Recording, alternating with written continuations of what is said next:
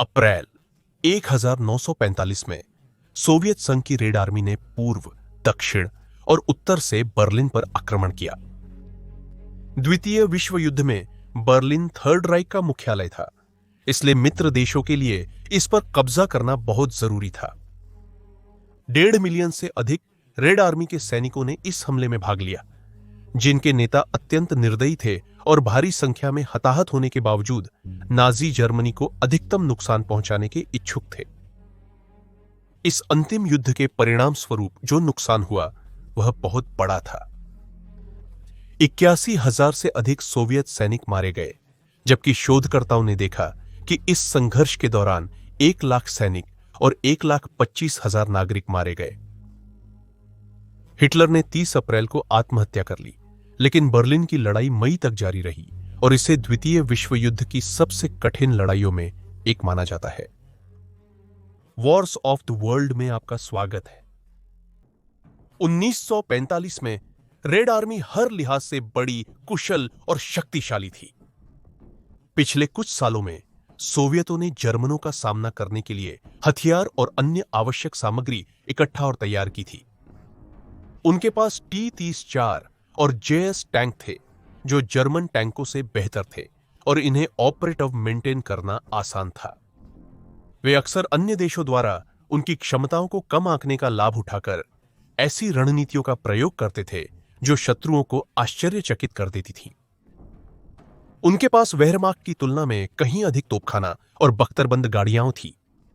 भले ही जर्मन खुफिया एजेंसी को इसकी जानकारी थी, एडोल्फ हिटलर ने कथित तौर पर सोवियत संघ की ताकत को हल्के में लिया और दावा किया कि उस देश की ताकत जबकि बेगिस सन्नालिजीम को निक्वास चंगेज खान के बाद सबसे बड़ा धोखा है। 1941 में नाजी जर्मनी के हमले के बाद सोवियत संघ बदला लेना चाहता था, जिससे साल की शुरुआत उसके लिए व्यस्त रही। 12 जनवरी को रेड आर्मी ने विस्चुला ऑर्डर पर हमला कर जर्मनों के कब्जे वाले क्राको और वारसो जैसे पोलिश क्षेत्रों में प्रगति की। सोवियत सेनाओं ने जर्मनों से अधिक होकर पोजनान सहित अन्य शहरों पर कब्जा किया। इससे नाजी नेताओं को एकाग्रता शिविरों से भागना पड़ा, कैदियों को मौत के मार्ग पर भेजने के बाद। 2 सप्ताह बाद रेड आर्मी बर्लिन से लगभग 59.2 किलोमीटर दूर होने पर रुकी। एक सोवियत नेता ने अपने समूह को रोक दिया जब वे पोमेरेनिया के पास जर्मन सैनिकों से लड़ते हुए मुश्किल में पड़ गए। रेड आर्मी ने इसके बाद वेहरमाख्ट की इकाई आर्मी ग्रुप विस्टुला से लड़ाई की, जिसे 24 जनवरी को सोवियतों की कार्रवाई के जवाब में बनाया गया था। आर्मी ग्रुप विस्टुला ने ऑपरेशन सोल्स्टिस नामक एक आक्रामक अभियान शुरू किया, जो अंततः असफल रहा। इसकी 2 वजहें थीं। सोवियत सैन्य खुफिया को हमले की जानकारी मिल गई थी और हमले की योजना जल्दबाजी में बनाई गई थी।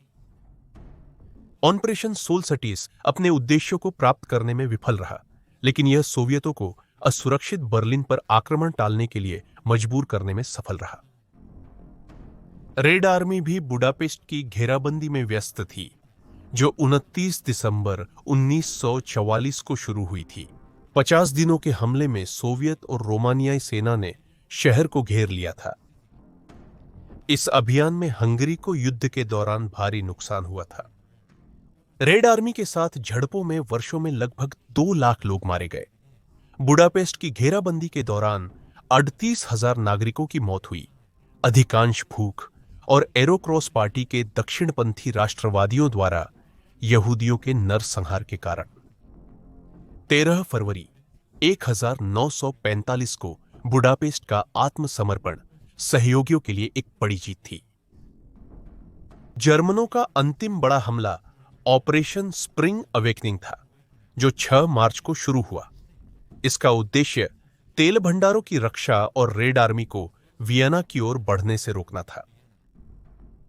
किंतु संघर्ष के इस काल में जर्मन सेना निर्बल हो गई थी और यह आक्रमण अंततः विफल रहा। 15 मार्च तक जर्मन सैनिक अपने विभिन्न स्थानों की ओर बढ़ते हुए रुक गए थे और अगले दिन रेड आर्मी, बुल्गारियाई सेनाएं और ऑस्ट्रियाई प्रतिरोध के सदस्य वियना की ओर बढ़े और शहर पर कब्जा करने के लिए हमला शुरू किया। उन्होंने 13 अप्रैल को इसमें सफलता हासिल की।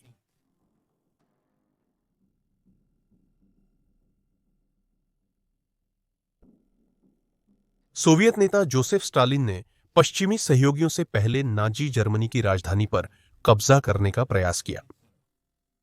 रेड आर्मी द्वारा शहर पर कब्जे की तैयारी के साथ ही अमेरिकियों ने राइन नदी पार कर ली, जिससे स्टालिन ने अपनी योजनाएं तेज कर दी। उन्होंने अपने दो शीर्ष कमांडर मार्शल जॉर्जी झुकोव और मार्शल इवान कोनेव को एक दूसरे के खिलाफ खड़ा कर दिया। उन्होंने ऑपरेशन बांट दिया। दोनों बर्लिन पर पहले कब्जा करने के लिए उत्सुक थे। स्टालिन के शहर पर जल्द कब्जा करने का कारण अक्सर यह बताया जाता है कि वह पश्चिमी सहयोगियों पर भरोसा नहीं करते थे और चाहते थे कि युद्ध का अंत सोवियत करे। लेकिन प्रसिद्ध ब्रिटिश सैन्य इतिहासकार एंथनी बीवर ने बीबीसी को बताया कि जब वह हजारों सोवियत दस्तावेजों की तलाश कर रहे थे तो उन्होंने पाया कि Stalin Kaiser Wilhelm institute German nuclear research centre तक पहुंचने के लिए भी बहुत उत्सुक थे, क्योंकि सोवियत का अपना परमाणु कार्यक्रम जर्मनी और अमेरिका जैसे देशों से पीछे चल रहा था। केंद्र की सुरक्षा के लिए भेजे गए सैनिकों ने अंततः 3 टन यूरेनियम ऑक्साइड का पता लगाया, जो सोवियत संघ को उनके परमाणु कार्यक्रम ऑपरेशन बोरोडिनो शुरू करने और पहला परमाणु हथियार बनाने के लिए पर्याप्त था। हालांकि उन्हें इससे ज्यादा कुछ नहीं मिला, क्योंकि बर्लिन की लड़ाई शुरू होने से पहले ही अधिकांश वैज्ञानिक और आपूर्ति हाइगरलोच शहर भेज दिए गए थे। इस बीच जर्मनी में जनरल गोथार्ड हेनरिकी को आर्मी ग्रुप विस्चुला का कमांडर इन चीफ नियुक्त किया गया। हेनरिकी जर्मन सेना के श्रेष्ठ रक्षात्मक रणनीतिकारों में से एक थे। उन्हें बर्लिन की रक्षा और इसे मित्र देशों के कब्जे में जाने से बचाने के लिए बुलाया गया था। उन्होंने सोवियतों द्वारा ऑडर नदी पार करके शहर पर कब्जा करने की संभावित कोशिश का अनुमान लगाते हुए नदी के किनारे हल्का प्रतिरोध और ऑडर नदी के ऊपर स्थित सिलो हाइट्स को मजबूत करने का निर्णय लिया और अधिकांश रक्षा व्यवस्था वहीं तैनात की। हेनरिट्जी की सेना में 10 लाख लोग थे, जिनमें प्रशिक्षण यूनिट्स, पुलिस और हिटलर यूथ के सदस्य भी शामिल थे। फिर भी विभिन्न समूहों के बीच एक बड़ी समस्या कायम रही। उनके पास बहुत कम सैन्य प्रशिक्षण था। इसके अतिरिक्त रेड आर्मी की अपेक्षा जर्मन उपकरण अत्यंत अपर्याप्त थे, जिनके पास 10,000 से ज्यादा टैंक और 3,300 विमान थे, तथा उनका अधिकतर उपकरण पिछले वर्षों के युद्ध से जर्जर था। इसके अलावा जर्मनों को ईंधन और गोला बारूद की कमी का सामना करना पड़ा। उनके सैनिकों का मनोबल भी गिर गया था, क्योंकि कई अभियान विफल रहे, वेतन नहीं मिला और घर से बुरी खबरें आ रही थी। जोसेफ गोएबल्स के प्रचार ने वादा किया कि जल्द ही एक चमत्कारी हथियार आएगा जो मित्र देशों पर जर्मनों को विजय दिलाएगा। और सैनिक लड़ते रहे, क्योंकि उन्हें डर था कि अगर बर्लिन पर सोवियतों का कब्जा हो गया तो क्या होगा। सैन्य, पुलिस और एसएस यह सुनिश्चित करते थे कि सेना छोड़ने की कोशिश करने वाले को पकड़कर कोर्ट मार्शल कर दिया जाएगा और मार दिया जाएगा। इससे कई सैनिकों को लगता था कि इस संघर्ष से बचने का कोई रास्ता नहीं है। उसी समय रेड आर्मी भी युद्ध में शामिल थी।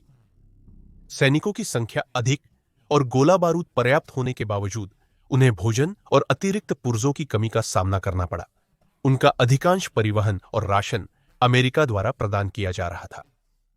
हाइनरिट्जी ने रेड आर्मी के लिए चीजों को कठिन बनाने हेतु इंजीनियरों को ऊपरी जलाशय से पानी छोड़ने का निर्देश देकर ऑर्डर के मैदान को दलदल में परिवर्तित कर दिया। फिर उन्होंने जर्मन रक्षा में मदद के लिए टैंक रोधी खाइयों की एक प्रणाली और बंकर बनाए। 16 अप्रैल को मार्शल जॉर्जी झुकोव ने सिलो हाइट्स पर तैनात जर्मनों पर तोपखाने से हमला करके युद्ध की शुरुआत की, जिसे अन्य सोवियत सैन्य नेताओं ने काफी आलोचना की। एक कर्नल जनरल ने कहा कि जर्मनों को अब तक हमारे युद्ध के तरीके पता चल गए हैं, क्योंकि हमने हमेशा की तरह किताब के अनुसार ही किया। उन्होंने अपनी सेना को करीब 8 किमी पीछे हटा लिया। हमारी तोपखाना ने दुश्मन के अलावा सब कुछ निशाना बनाया। सोवियतों की शर्मनाक गलती तब और बढ़ी जब उन्होंने बचाव कर रहे जर्मनों को अंधा करने के लिए विशाल फ्लडलाइट्स का इस्तेमाल शुरू किया। हालांकि यह रणनीति असफल रही और अंततः जर्मनों ने आसानी से सोवियतों को निशाना बना लिया, क्योंकि तेज रोशनी से उनकी स्थिति उजागर हो गई थी और जर्मनों ने अपनी तोपों से उन पर हमला कर दिया। लाइटें चालू करने पर सोवियतों पर गोलीबारी हुई, जिसमें लाइटें चलाने वाली महिलाओं सहित कई लोग मारे गए। जर्मनों के लिए सब कुछ ठीक या उम्मीद से बेहतर चल रहा था, लेकिन फिर भी वे भारी नुकसान झेल रहे थे। 27वें पैराशूट रेजिमेंट के एक सदस्य गर्ड वॉग्नर ने याद करते हुए कहा, कुछ ही सेकंड में मेरे सभी 10 साथी मर चुके थे। एक एसएस कमांडर ने बाद में बताया कि उसने अपने पेरिस्कोप से देखा, पूरब का आसमान आग की लपटों में था। नवीन सेना के कमांडर ने बताया,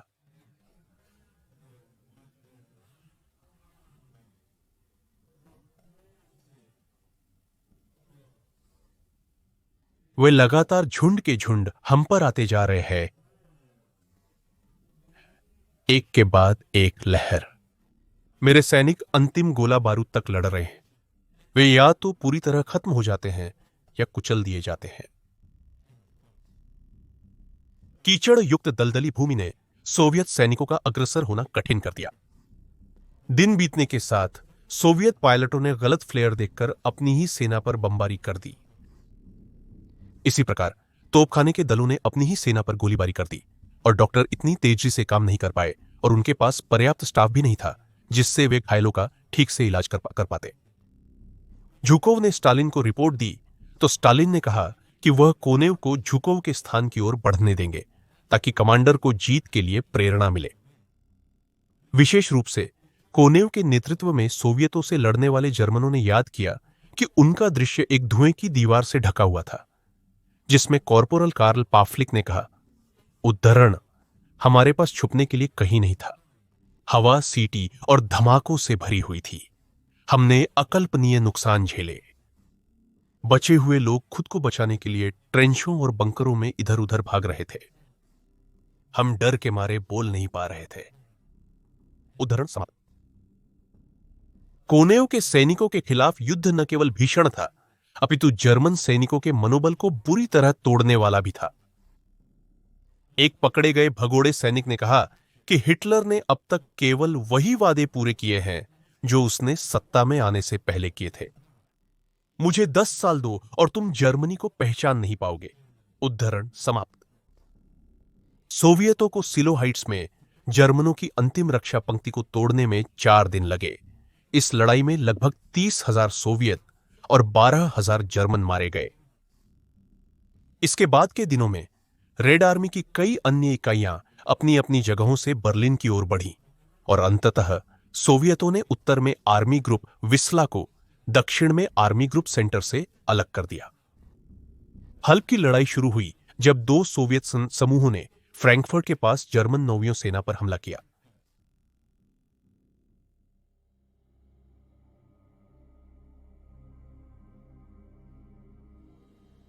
सिलो हाइट्स पर कब्जा करने के बाद सोवियत नेता कोनेव बर्लिन की ओर बढ़ते रहे।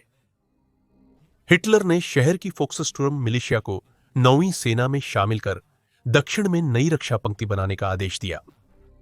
परिस्थिति विकट थी। व्यक्ति और उपकरण खतरनाक रूप से बिखरे हुए थे।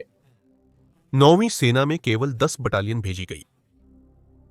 नाजियों की हताशा बढ़ने के साथ हिटलर यूथ के प्रमुख ने और लड़कों को लड़ाई के लिए भेजा, जबकि जेलों में गेस्टापो ने राजनीतिक कैदियों की हत्या शुरू कर दी।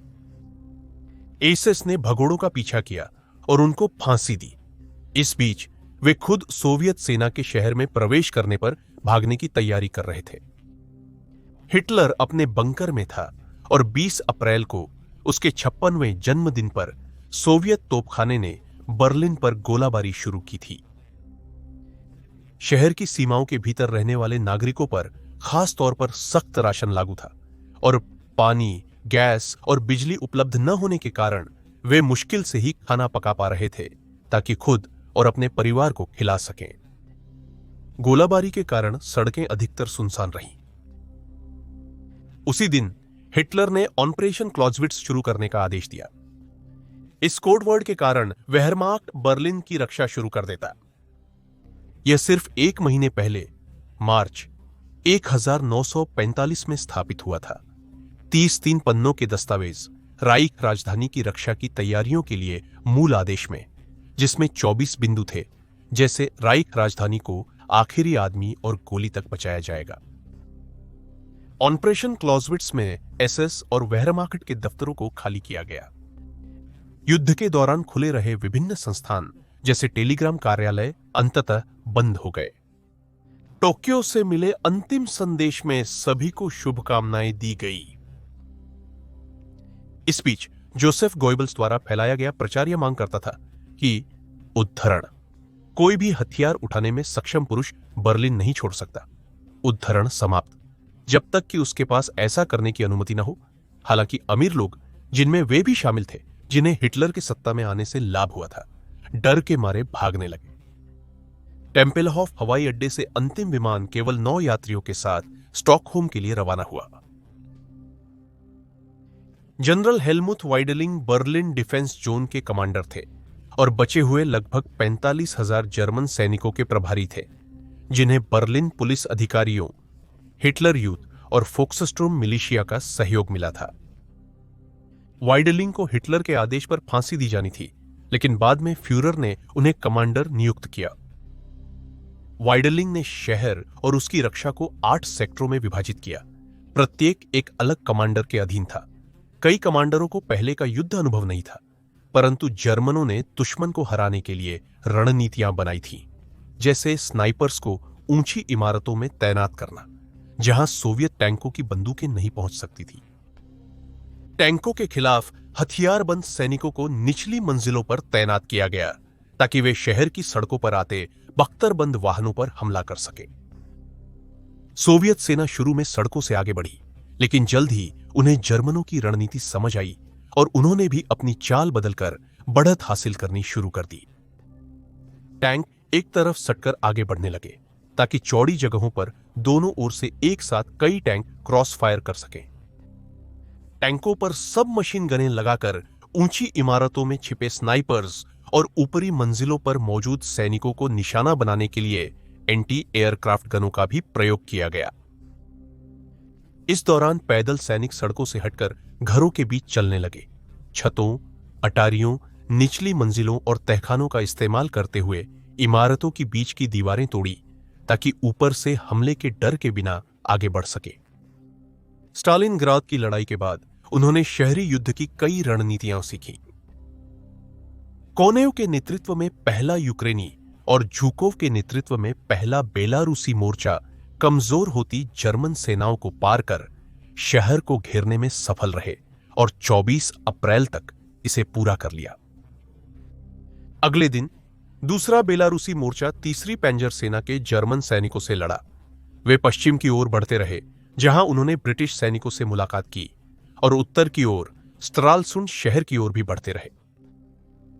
दरमियान सोवियत सैनिकों ने एल्बे नदी पर टोगाव में अमेरिकी सैनिकों से संपर्क किया, जबकि हेनरिकी और उनके लोग अभी भी ऑर्डर नदी पर काबिज थे, लेकिन वे ज्यादा देर तक नहीं टिक सके। हिटलर ने उसके लोगों को पीछे हटने के आदेश देने पर उसे पद से हटा दिया। एक नए कमांडर की नियुक्ति तक आर्मी ग्रुप विस्टुला अस्तित्व में नहीं रहा। 26 अप्रैल को रेड आर्मी ने बर्लिन में वेडलिंग की सेना पर आक्रमण आरंभ किया। भारी बारिश से शहर भर की कई आगें बुझ गई और नागरिक भोजन की तलाश में सड़कों पर निकले। शहर अराजकता में डूब गया था। युद्ध पीड़ित और भूखे नागरिक, जिनके पास सुविधाएं नहीं थीं, सामान की तलाश में डिपार्टमेंट स्टोर्स और मालगाड़ियों में घुसने लगे। खुली दुकानें सस्ते में सामान बेच रही थीं, क्योंकि उन्हें सोवियत सैनिकों द्वारा लूटपाट का अंदेशा था। बमबारी से शहर मलबे में तब्दील हो गया था। लूट से वंचित नागरिक सड़क पर मरे घोड़ों का मांस खाने लगे। यौन उत्पीड़न का शिकार हुई महिलाएं व लड़कियां जब सोवियत सेना ने बर्लिन पर कब्जा किया। हालांकि वे अकेले नहीं थे। जर्मन, अमेरिकी, फ्रांसीसी और ब्रिटिश सैनिकों पर भी पिछले दशकों में ऐसे आरोप लगे हैं। रेड आर्मी के सैनिकों को भी यूरोप में युद्धकालीन बलात्कार के सबसे बड़े अपराधियों के रूप में रिपोर्ट किया गया है, जिन्होंने लगभग 20 लाख महिलाओं और लड़कियों के खिलाफ अत्याचार किए। बाद में 26 तारीख की शाम को वाइडलिंग ने कथित तौर पर हिटलर को सलाह दी कि उन्हें अपने सैनिकों को शहर से बाहर निकाल लेना चाहिए ताकि और नुकसान और विनाश रोका जा सके। लेकिन फ्यूरर ने उनकी सलाह मानने से इनकार कर दिया और कहा, आपका प्रस्ताव बिल्कुल ठीक है, लेकिन इसका मतलब ही क्या है? मुझे जंगल में भटकने का इरादा नहीं है। मैं यहीं रहूंगा और मैं अपने सैनिकों के आगे गिरूंगा। आप अपनी ओर से रक्षा जारी रखेंगे। उद्धरण समाप्त। सोवियतों को आशा थी कि युद्ध जल्द ही समाप्त हो जाएगा। कुल मिलाकर कम अनुभव होने के साथ साथ शहर के भीतर लगातार लड़ाई ने कई सैनिकों को थका दिया था और इसके परिणाम स्वरूप वे काफी लापरवाह हो गए थे। फ्यूज को गलत ढंग से सेट करने और ग्रेनेड को अनुचित तरीके से फेंकने से सैनिक स्वयं घायल हो जाते थे। संघर्ष समाप्त करने के प्रयास में रेड आर्मी ने जर्मनों के छोटे हमलों का जवाब भारी प्रतिशोध से देना शुरू कर दिया, जैसे सोवियत टैंक नष्ट होने पर पूरी इमारत पर बमबारी करना। जहां कभी जर्मन सैनिकों को प्रचार और डर के मिश्रण ने आगे बढ़ाया था और जोसेफ गोएब्बेल्स के खोखले वादों के कारण जल्द ही मदद आने की उम्मीद थी, अब उनकी लड़ाई जारी रखने की इच्छा लगभग खत्म हो चुकी थी। कार्ल रिटर वॉन हाल्ट, वोल्क्सस्टर्म के नेता, जिसमें मुख्यतः युवा और बुजुर्ग शामिल थे, ने अपने लोगों को घर जाने का आदेश दिया जब उन्हें जर्मन हथियारों के लिए इटालियन गोला बारूद दिया गया। उन्होंने कहा, उन्हें घर लौटने देना ही अब एकमात्र विकल्प था। या तो यही करना था या रूसियों पर पत्थर फेंकना था। उदाहरण समाप्त। कुछ लोग मिलिशिया छोड़ने की अनुमति मिलने से पहले ही उसे छोड़ गए थे। अगले दिन 27 अप्रैल को गोएब्बेल्स ने बार बार कहा कि चमत्कार अब भी संभव है। युद्ध समाप्ति के संकेतों के बावजूद कई नाजी नेता अभी भी यह मानकर सुखद अज्ञानता में जी रहे थे कि सारी उम्मीदें अभी खत्म नहीं हुई हैं। कई लोगों को यकीन था कि पश्चिमी देश नाजी शासन को खत्म करने के बजाय सोवियत संघ के प्रति अविश्वास को तरजीह देंगे।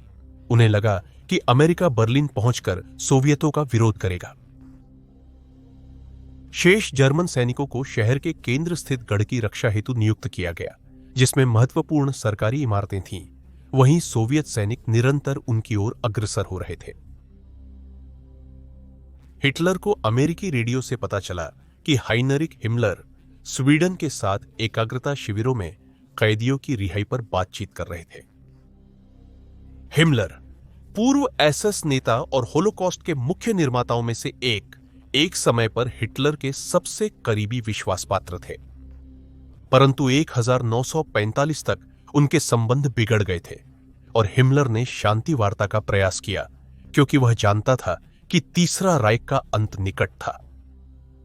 हिमलर ने हिटलर को जन्मदिन पर वफादारी की कसम खाई, लेकिन फिर भी बर्लिन छोड़ने की योजना बनाई। उन्होंने स्वीडिश राजनयिक काउंट वोल्कर बर्नाडोट से जनरल आइजनहावर को सूचित करने का अनुरोध किया कि जर्मनी सोवियत संघ के बजाय पश्चिमी मित्र देशों के सामने आत्मसमर्पण करना चाहता है। हिटलर बहुत गुस्से में था कि हिमलर अपनी मर्जी से काम कर रहा था और उसने हिमलर को अपना गंभीर विश्वासघाती मान लिया, जिसके बाद उसने उसकी गिरफ्तारी का आदेश दे दिया।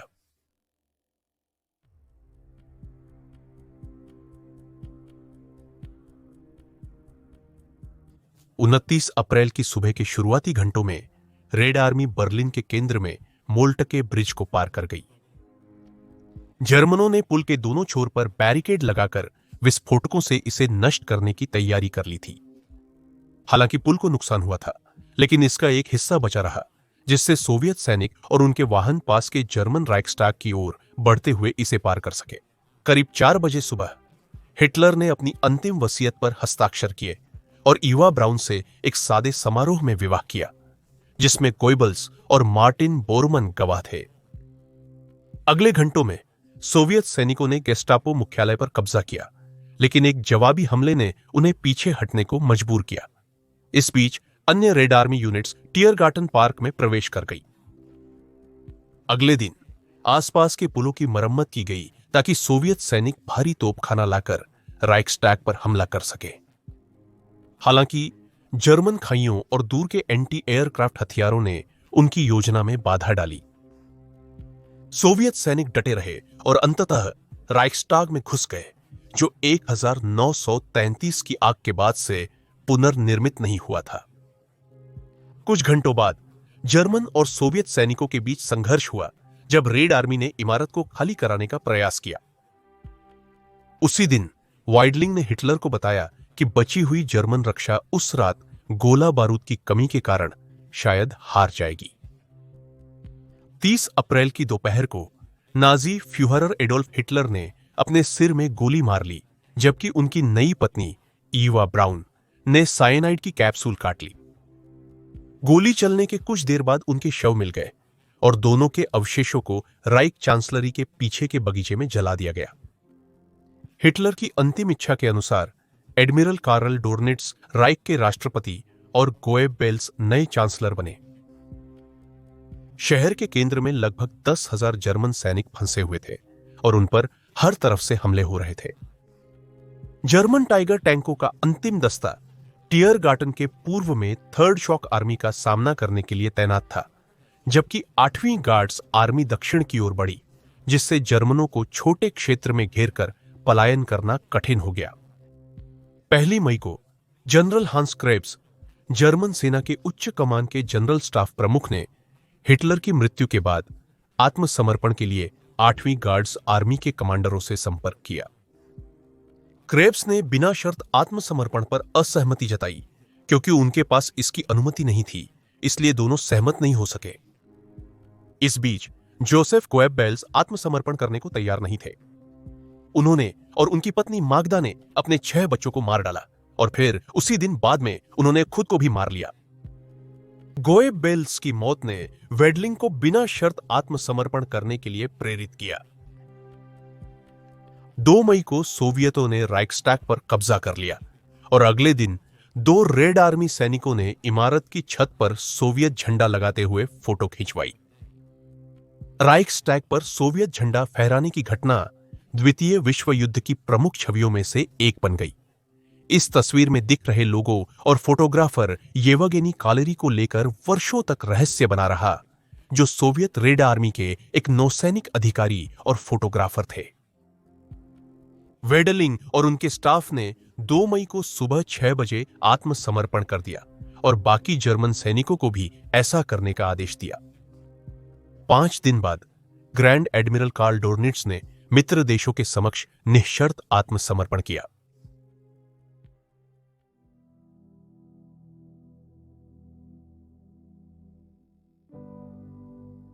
युद्ध के बाद बर्लिन का अधिकांश हिस्सा पूरी तरह से तबाह हो गया था, जो सिर्फ दोनों पक्षों के बीच लड़ाई से हुई विनाश के कारण नहीं था। मार्च में जब हिटलर को लगा कि तीसरा राइक अपने अंत की ओर है, तब उसने नेरो डिक्री पर हस्ताक्षर की। उसके लोगों ने उसे यह डिक्री दोबारा विचार करने और जर्मन लोगों के अस्तित्व को सुनिश्चित करने के लिए हर संभव प्रयास करने को प्रोत्साहित किया। फिर भी हिटलर ने उस दस्तावेज पर हस्ताक्षर कर दिए और कहा कि जर्मन लोगों की बुनियादी जीवित रहने की जरूरतों की चिंता करना जरूरी नहीं है। यह दस्तावेज रोमन सम्राट नीरो के नाम पर था, जिसमें कहा गया कि मित्र देशों की सेनाओं को नाजी जर्मनी के खिलाफ लड़ाई में मदद करने के लिए कुछ भी पीछे नहीं छोड़ा जाना चाहिए। इसमें कहा गया कि हमारे राष्ट्र के अस्तित्व की लड़ाई हमें दुश्मन की मारक शक्ति को स्थायी नुकसान पहुंचाने के लिए सभी साधनों का उपयोग करने के लिए मजबूर करती है। नीरो डिक्री ने बाद में घोषणा की कि सभी रेलवे, पुल, संचार लाइनें, गोदी, सार्वजनिक उपयोगिताएं, फैक्ट्रियां और खदानें नष्ट कर दी जाएंगी। उत्पादन, संचार और परिवहन क्षमताओं से जुड़ी हर चीज नष्ट करनी थी, ताकि सोवियत या मित्र देशों की सेनाएं उसका इस्तेमाल न कर सकें। शहर की खाद्य आपूर्ति नष्ट हो गई, गैस पंप बेकार हो गए और लगभग 1/4 मेट्रो स्टेशन पानी में डूब गए, जिससे भूमिगत शरण में गए बर्लिन वासियों की मौत हो गई। विद्रोही नागरिकों ने एसएस द्वारा योजनाबद्ध विनाश को रोकने में आंशिक सफलता पाई, जिससे क्लिंगेनबर्ग पावर स्टेशन, योहानिसडाल जल संयंत्र और कुछ अन्य सुविधाएं बच गईं। अंततः हिटलर के प्रमुख सहयोगी अल्बर्ट स्पीयर ने देश के भविष्य की चिंता के चलते हस्तक्षेप किया। उन्होंने फ्यूहरर को मना लिया कि सिर्फ स्पीयर ही नेरो डिक्री लागू करने की देखरेख करे। स्पीयर के इरादों के बावजूद हिटलर ने हार मान ली, भले ही वह उन्हें जानता था। बर्लिन के निवासियों को युद्ध में सबसे कठिन परिस्थितियां झेलनी पड़ी। कई लोगों ने हिंसा से बचने के लिए सफेद झंडे लगाए और भयानक जीवन के अंत की गुहार लगाई। हालांकि नागरिकों के आत्मसमर्पण का यह कदम जोखिमपूर्ण और अप्रभावी था। एक तरफ नागरिकों को आत्मसमर्पण करने पर एसएस द्वारा गोली मारे जाने का खतरा था, वहीं दूसरी ओर सोवियत सैनिक उनकी मदद की पुकार पर ध्यान नहीं देते थे, बल्कि अक्सर उन्हें नजरअंदाज कर देते थे। जब रेड आर्मी ने शहर पर धावा बोला तो बलात्कार और लूटपाट आम हो गई थी।